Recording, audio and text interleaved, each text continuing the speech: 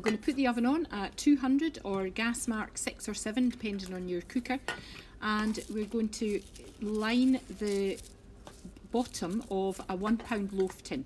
So I've just drawn round that and then cut it out, and I'm just using a little bit of margarine there to grease that tin. It's not non-stick. If you haven't got this size tin, then you could use the square tin that I've got here. I think it's about 7-inch square, and but you'd have to double the mixture. Okay, and the first step is to beat the margarine and the sugar together. So I'm just weighing out those ingredients now.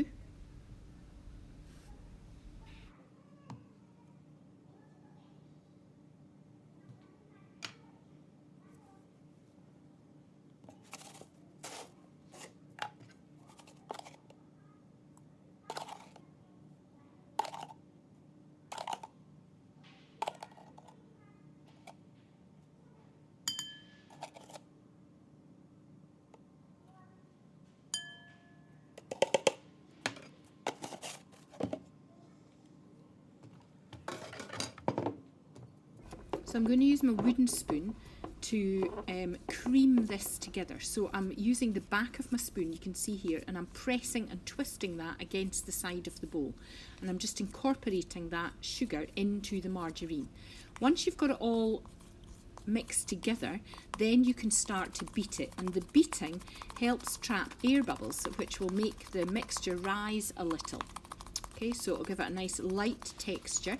So beat that till it's creamy. You can see it's starting to go a lighter colour and it's nice and soft, slightly fluffy. And once you've done that, you're ready for the next step. So we're going to add the oats and the flour.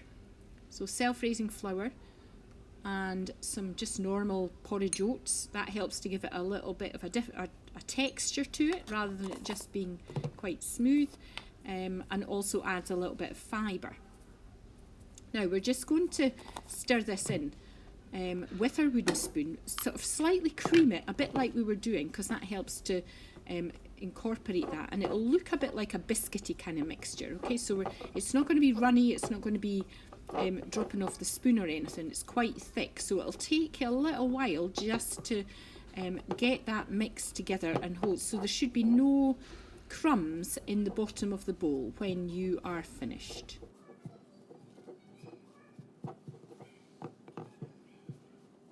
Okay, so it's all going to stick together now, and I'm going to put 2/3 of it into the bottom of the loaf tin. So I'm just going to divide that into 3 kind of equal size pieces, and then I'm going to put 2 of them in the bottom of the tin.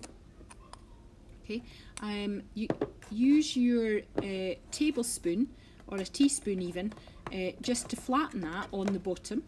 Okay, and you want it sort of quite smooth and quite even.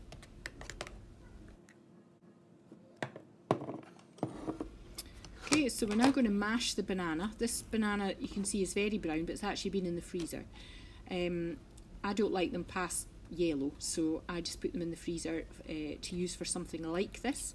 So we're just going to mash that on a chopping board till it's nice and smooth. If you really wanted, you could just put slices of it in and spread that over the mixture that's in your tin, making sure that it goes right to the sides and it's fairly smooth on the top.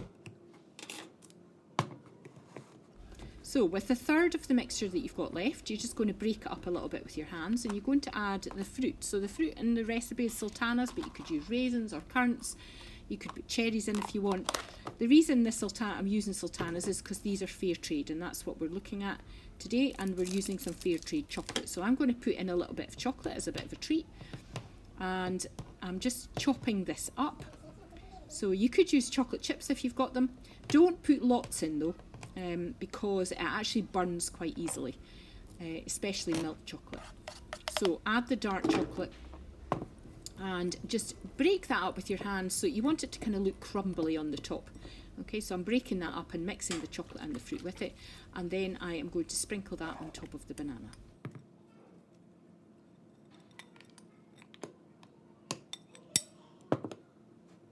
Once you've got that on, you're going to then put it in the oven. The recipe says 15 minutes, maybe 15 to 20. You want it quite golden brown on the top, and you want it to be quite firm. Okay, you're not going to take it out the tin immediately, it'll fall apart. Okay, so you need to loosen the sides with a round bladed knife. Just loosen that from the side of the tin, and then just leave it to cool until it's firm enough to come out of the tin. Enjoy.